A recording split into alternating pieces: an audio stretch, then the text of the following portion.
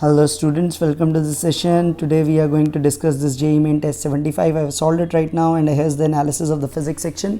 This is comparatively an easier paper than the normal JEE Main A level. 3 I have regarded as tough, though you may not find these 3 also as tough. 9 were easy, 13 were medium. Question 6 has 2 correct options. So it's an easy paper. I expect anyone with decent hand in physics should have 65 or greater than that. And for the one who are very good, it should be 85 plus score in this particular paper. So first question, maximum energy is evolved during which of the following transitions? Evolved means it should come from a higher to a lower one, so the first option is rejected. Now 2 to 6, this is again rejected. 2 to 1, 6 to 2. So you definitely remember the difference between E2 minus E1 is greater than E6 minus E2. So that is going to be C, because that difference, let's say for hydrogen atom, you know that is equals to 10.2 EV, and 6 to 2 definitely it is less than 3.4 EV, because n equal to 2 has an energy of minus 3.4 and infinity 1 has 0. So definitely the C option will be the one. Next, you have a gun firing a bullet with speed Vs relative to the barrel of the gun, which is inclined at an angle 60 with the horizontal. The gun is placed over a smooth horizontal surface. You have to find the recoil speed of the gun. So you can have like this is the barrel you can take, and this is the velocity of the bullet with respect to this is VR, and we know this is inclined at an angle 60 degree like this. So let's assume this is the VR. So let's assume the recoil speed be V, because we know it can only slide horizontally, it can't go in a vertical direction. So because it's in horizontal surface, what we can say, the CM's velocity along x-axis will still remain 0. So what we will have now, this is relative to the barrel. So now what we will have now, so what I can write, let's say taking it as plus x-axis, and let's say this is y-axis, I can say that V of the gun is equal to minus Vi cap, and V of the bullet with respect to gun is given as VR, or you can say that is VR cos 60 I cap. So velocity of bullet would be VR cos 60 I cap, and this is minus Vg goes there, so plus Vg, that is minus Vi cap, that is going to be this.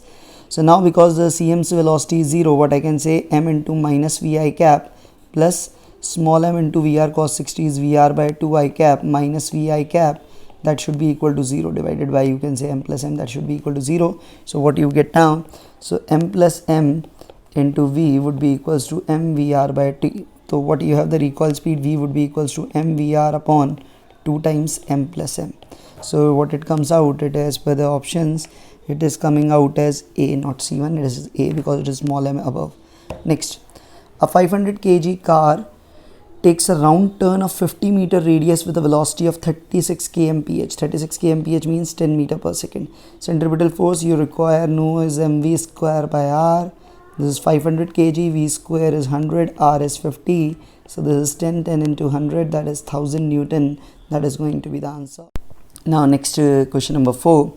The reading of the ideal ammeter will be, okay, so ammeter is ideal. So what we have here, we have 3 resistors connected like this.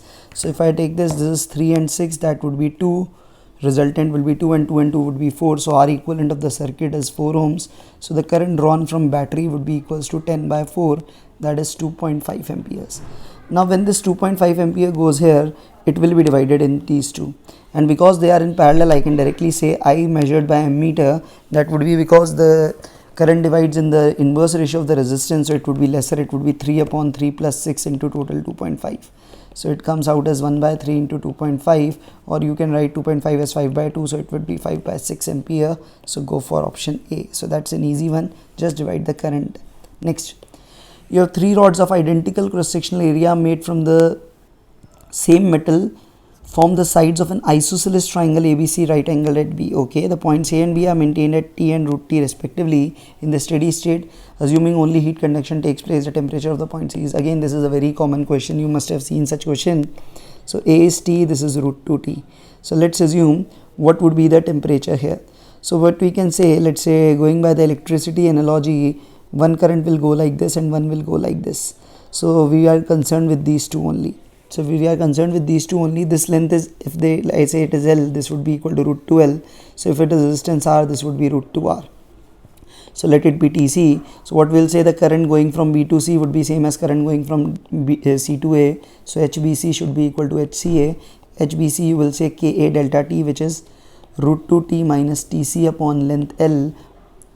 That would be equal to what we can say K times A, that would be Tc minus T upon this would length would be root 2L. So go over like this. So this goes, this goes, this goes, this goes, this is cancel. So what we are left with, 2 Tc is equal to root 2 Tc plus T. That is what we are plus, okay, wait a minute, root 2 is also multiplying, I am forgetting it. Okay, so multiplied, it would be 2t minus root 2 Tc is equal to Tc minus T. So minus T, sorry. So what we'll have, take T here, 3t would be equals to root 2 plus 1 times Tc. So Tc comes out as 3t upon root 2 plus 1. So option A is the appropriate one here. Next. For a cyclic process, for 1 mole of an ideal gas is shown in the volume temperature diagram. The work done in ABBCCA. Okay. So first of all, I like this A to B because it is isochoric. So WAB is 0. You all know constant volume. So it would be 0. So option B is rejected now.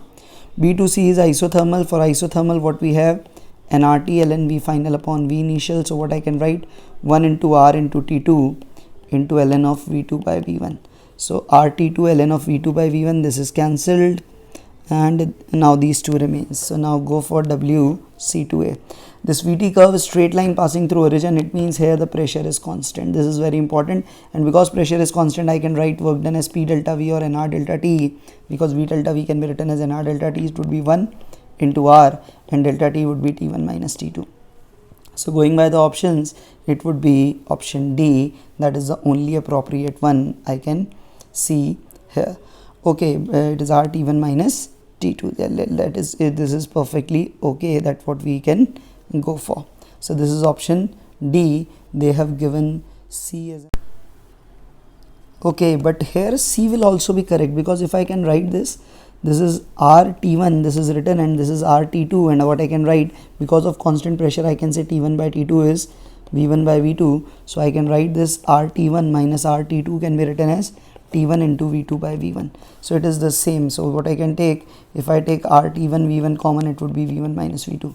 So C is also correct, D is also correct. So there's some issue in it. So both are correct. So two are correct here. Two options are correct.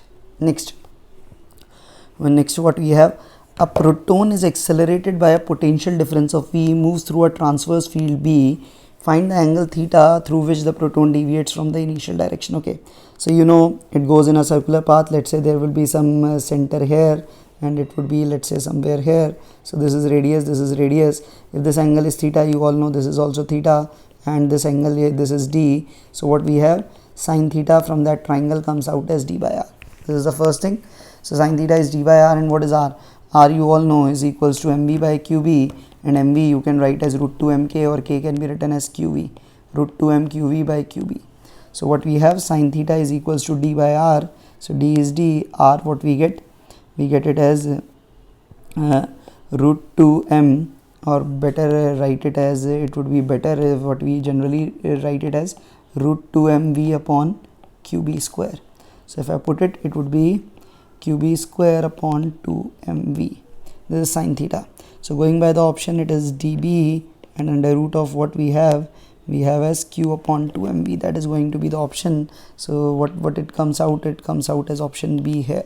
Next, two tall buildings are 40 meters apart. With what speed must a ball be thrown horizontally from a window 145 meter above the ground in one building, so that it will enter a window 22.5 meter above the ground in the other one? Okay, so what we have, this is the first building, this is the second building.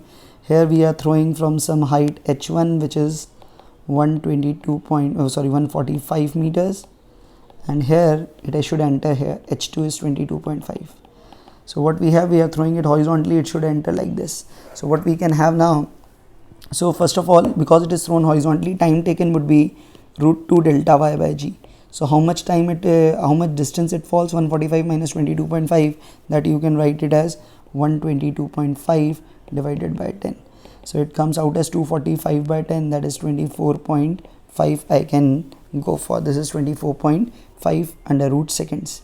So in that case, what we have, v into delta t, or this delta t or t, whatever you write, that should be equals to this horizontal distance, which is 40. So what we have, velocity as, velocity should be 40 upon root of 24.5, that is what we are getting. So it is approximately, if you solve it, or it would be better if I have taken it 9.8. If I would have taken it 9.8, it would have been exact 25, because 9.8 into 25 would have given me into 25. If I do 25 8s are 200, 25 9s are 245 exact. So then it would have been 5 seconds, so it would be exact 8 meter per second if you to go for 9.8. So go for option B here. So you should take G as 9.8 here, it would be more appropriate.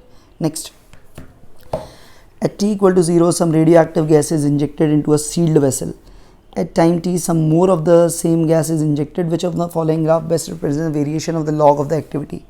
So log of the activity, in general, when gas is not added, you say that activity A would be equals to A naught e to the power minus lambda t. So if you take the log, ln A would be equals to ln of A naught minus lambda t, so it would be a straight line with negative slope. So it would be a straight line with negative slope, so C option is rejected. Now out of A and B, and once you inject at some more time, it will shoot up and then again it will start to flow down. So it is not going to be like this, it is like going to be like this. This is like the B1 that you will get here. Next, the displacement y of a particle is given by, not if given by, let's say like this. The expression may be considered to be the result of superposition of how many SHMs. So you simply can say it is 3 SHMs from your knowledge if you have done the things. Otherwise, leaving it, because this is a very standard one, I am leaving it for you. Try your mathematics, how to break it into sine plus cos, 3 terms here. That's an exercise. Now the next, the photoelectric threshold of tungsten is 2300 angstrom. What is the energy of the electrons ejected when it is ultraviolet light of 1800 angstrom is incident? So basically I think it is asking for K max, that is what I can make out. Otherwise energy could be anything from 0 to that value. So it would be hc by lambda minus hc by lambda naught. So what you have, 1240 upon 180 nanometer I can do, and 1240 upon 230 nanometer I can do. So this is 124 by taken as common, it would be 23 minus 18 upon 23 into 18. So 23 minus 18 is 5, so 124 into 5 upon 23 into 18, 23 into 18 if I do, 18 3s are what we have 54, 18 2s are 36 and 5, that is 414, and this is 5 4s are 20 and 2 12, and this is 620 by 414. So it is approximately, you can say 1.5, that is the K max. So the energy of the electrons ejected could be 0.15 also here also. So here it should have been written K max, it would be close to 1.5. Next, there is some change in length when a 33,000 Newton tensile force is applied to a steel rod of this area. The change of temperature required to produce the same elongation if it is heated. Okay, so you have to basically equate the change in length in both the cases. So in one case the change in length because of this mechanical transformation is FL upon AY. In the second one it is due to alpha L delta T. So equate both, alpha L delta T should be equals to FL upon AY. So for same change, L and L get cancelled. The change in temperature would be F upon AY alpha. So F is 33,000, area is 10 to the power minus 3, Young's modulus is 3 in 10 to the power 11, this is 1.1 into 10 to the power minus 5. So this is 11, 5 and 3, 8. So it would be 10 to the power 3 and this 10 to the power 3, this whole goes. Now this would be 3 into 1.1 is 3.3, so 33 upon 3.3, that is 10 degrees Celsius. Calculation is also very simple for you, no issues in it. Next, what is the required condition if the light incident one face of a frame doesn't emerge? So for it to not emerge, this is a standard result, but let's say I'll derive it for you. It should not emerge from here. So whatever be the incident angle, so what we have, this is the light incident, it goes like this. So what we require, this angle to be greater than theta c. So this R2, you write it R1, you write it I. So R2 must be greater than theta c for everything. So R2 must be greater than theta c, and what you know, R1 plus R2 is equal to A. So what we have, R2 as A minus R1 should be greater than theta c, or R1 should be, you can say, less than A minus theta c. And for R1, you know the R1 max value possible is equal to theta c from light, because if you increase I from 0 to 90, it will increase from 0 to theta c. So what we have, theta c should be less than A minus theta c, or A should be greater than 2 theta c. That is what I am getting. So what we have, we can directly go from here as A by 2 should be greater than theta c, or you can say sine of A by 2 should be greater than sine of theta c. Sine theta c is 1 by n, sine of A by 2. So what you get, n should be greater than 1 upon sine of a by 2, that is n should be greater than cosec of a by 2. So go for option D. It's a nice question. Next, when a ceiling fan is switched off, again this is a repeated one, the angular velocity falls to half while it makes 36 rotation. How many rotations will it make before coming to rest? So I did it by that unconventional method without using those equations. I told you because it is a uniform angular acceleration, omega t curve would be like this. So it is omega naught, and by the time it turns omega naught by 2, you will say the time would be t naught by 2 if t naught is the time taken to stop. So this area will give you the angle turned by this, and this is given as 36 rotation. So extra rotations will be this area. So what I can write, this extra rotation, let's say theta additional, and this theta you know is 36 rotation, that is 36 into 2 pi radians, or you can do in rotation only because that is what is required. So what I can say, this theta upon theta additional would be the ratios of area, and this area is a trapezium one, this will be half into omega naught by 2 plus omega naught into t naught by 2, and this area would be half omega naught by 2 into t naught by 2. So this t naught by 2 goes, half and half goes, this would be 3:1. So theta upon theta additional is 3:1, so theta additional is theta by 3, that is 12 rotations you can go for. So we'll go for option D, or you could do by applying the third equation of motion in rotational form 2 times. Next, in a CE amplifier, the input AC signal to be amplified is applied across, it is applied across the forward bias EB junction.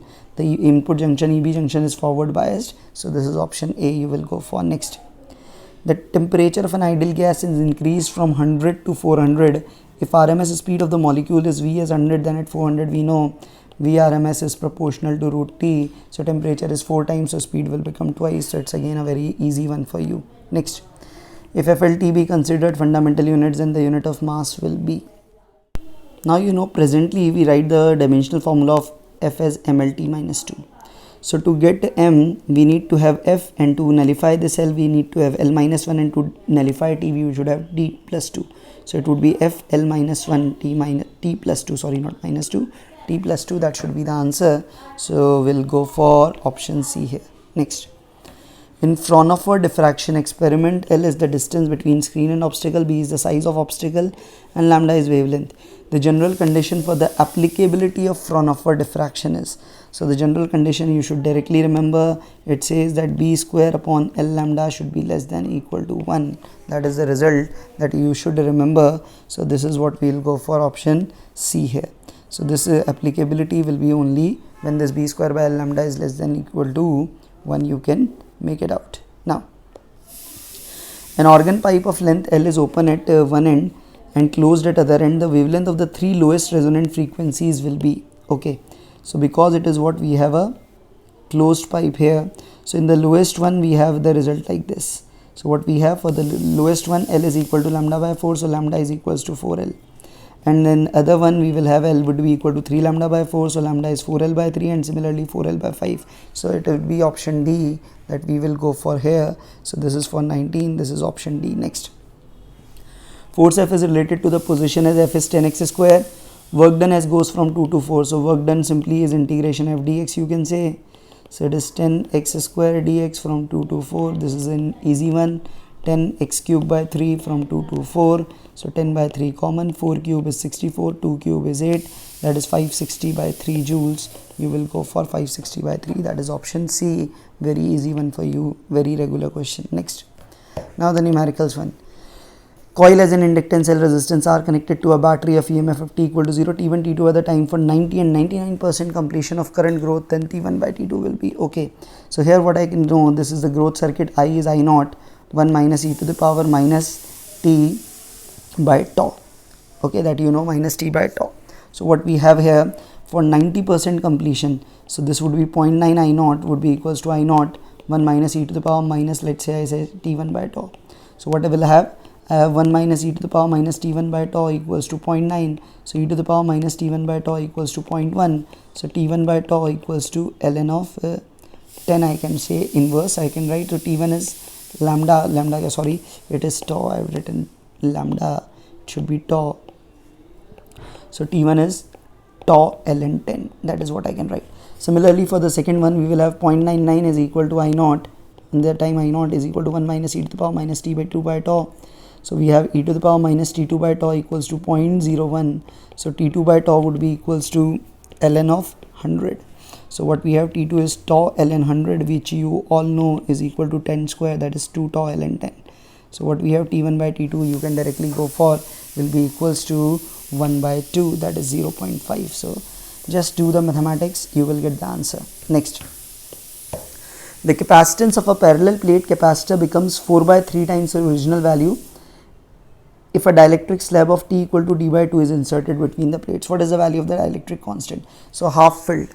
So because it is half filled, the C nu will become epsilon naught A d by 2 upon k plus d by 2, and this becomes 4 by 3 times initial, that is epsilon naught A by d. So cancel it, cancel it. So what we will have, d also cancel out, it is 1 upon 1 by 2k plus 1 by 2 is equal to 4 by 3. So what we have, 3 by 4 is equal to 1 by 2k plus 1 by 2. So 1 by 4 is 1 by 2k, or you can say k is equals to 2 here. So the value of the dielectric constant here comes out to be 2. Again, not the tough one. Next, a balloon rises from rest with a constant acceleration g by 8. A stone is released when it is risen to height h. The time taken by the stone to reach the ground is, okay. So this has reached h. So this has reached h. So there will be some speed. What would be the speed of balloon at this time? That we can write it as, using the third equation, u square plus 2ah. So u is 0 plus 2g by 8 into h. So what we have as root of gh by 4. So the stone will carry this inertia. This is u of stone, and now it would be in free fall. So applying this equation, taking upward as positive, you can go for it. So displacement of the stone you need is equal to minus h. U of stone is root of gh by 4. Acceleration of stone is minus g, and t you are solving for. So apply second equation. Minus h is equal to root gh by 4 into t minus half gt square. So if I do this, this will become half gt square minus root of gh by 4t plus minus h, sorry, it won't be plus h, it would be minus h equals 0. So what we'll have now, we'll have now value of n would be, okay, so if I do this, is it a perfect square or something? I'm searching for, no, it doesn't look like a perfect square to me, but let me solve it. T would be minus b, that is root gh by 4 plus minus under root of what I can get square. If I do gh by 4, it would be plus 4gh by 2, that is 2gh upon g we will get. So it cannot be negative, so we'll take the plus 4 option. It would be root gh by 4, it would be root 9gh by 4, that is 3 by 2, I can say root gh upon g. So 2 I can take out common, it will come out as what we can have, 1 by 2 root gh plus 3 by 2 root gh upon g. So it is 2 root gh upon g, sorry. So 2 root gh upon g, that comes out as 2 times root of h by g. So this n value will come out as 2. So just slightly you have to be patient and do the calculation. Next, last two now. A uniform spherical planet is rotating about axis. Velocity at the point on equator is this. Due to rotation, the acceleration due to gravity is half of g at poles. What is the escape velocity of a particle of the planet from the pole? So what we can make it up. Now escape velocity from the poles would be root 2 gm by r, or you write it as root 2 rg. And the g at equator you know is equal to g minus omega square r. So what we have, g at equator, that is g by 2 is equal to g minus omega square r. So that omega square r term that we can get is g by 2. So this omega square r is g by 2 first of all, and this velocity of the point on equator, that is omega r, is equal to 7.5 kilometer per second. So what we can make it out from here, so this is omega r, this is omega square r. So omega value, if I put it from here, it would be g by 2r into r is 7.5. So it is root gr would be root gr by 2, basically you can say, is equal to 7.5. And because this is root 2 rg, I can write it as 4 times root of gr by 2. So it would be 2 times of this, 2 into 7.5, that is 15 kilometer per second I can go for. So answer would be 15 for 24th. Again a nice question. Next, body of mass 5 kg starts from the origin with an initial velocity 30I plus 40A. Constant force acts on the body the time in which the y component of the velocity becomes 0. Now Vy, what we can write as uy plus a by t. So it should be 0, uy is 40, ay would be fy by m. Fy is minus 5 upon 5 into t. So t definitely comes out as 40 seconds. So it's an easy one for you. So you will go for 40. No need to write the second because unit is already mentioned. So it is 40 seconds. That is the answer. So this was today's paper. I think it wasn't very tough. Thanks for watching. Keep sharing this channel.